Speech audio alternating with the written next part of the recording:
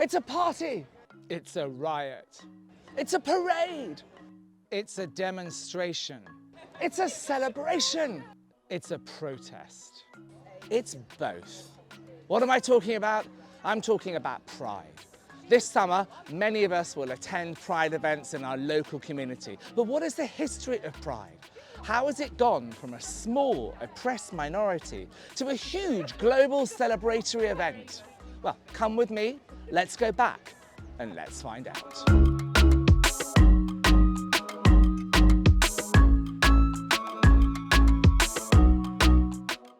It's the night of the 28th of June 1969, and at a little hole-in-the-wall bar in New York City, Greenwich Village, called the Stonewall Inn.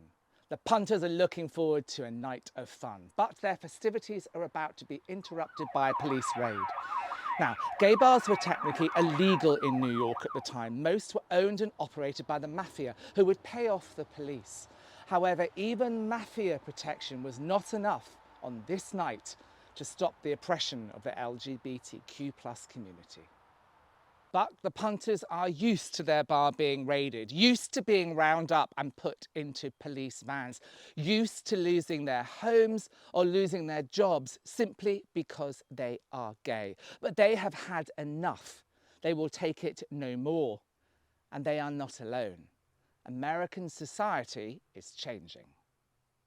The civil rights movement had worked hard to defend the rights of African American people, but was still reeling from the shooting of Martin Luther King. A couple of years before, the hippies had declared it the summer of love, and there was growing opposition to the US involvement in the war in Vietnam and huge public protests.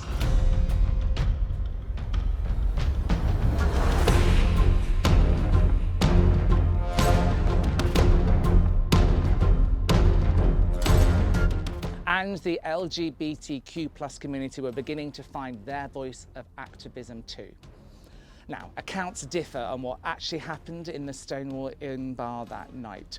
It's oral history, and that in itself is often quite complicated. We do know some facts though. The police arrived, they raided the bar, and most of the punters were pushed outside.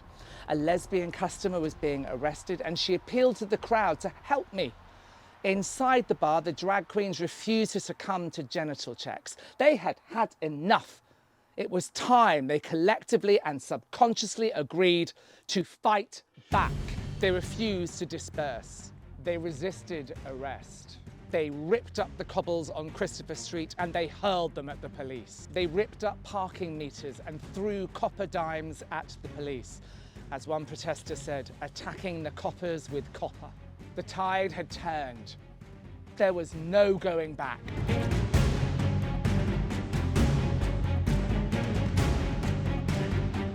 Those present at the Stonewall Inn that night tell tales of going back home the next morning and being greeted with cheers from family members and friends, of garbage men holding their fists high and telling them to fight back.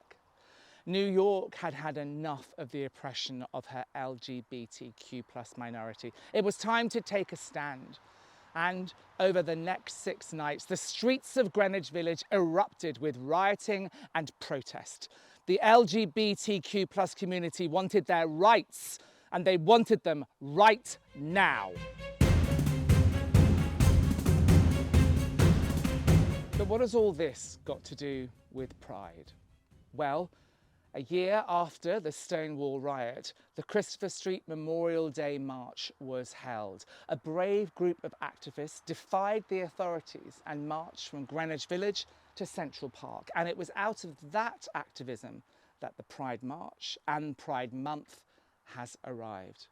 Yes, today we have Pride in all its glorious colours to celebrate diversity and inclusion. But we must never forget that the rights that many of us enjoy today were hard fought by those people at the Stonewall Inn, those drag queens, those lesbians, and those gay men who refused to back down, who on our behalf said, enough is enough. Yes, Pride is a party. Pride is a riot. Pride is a parade. Pride is a demonstration. Pride is a celebration. Pride is a protest. But above all, pride is our history.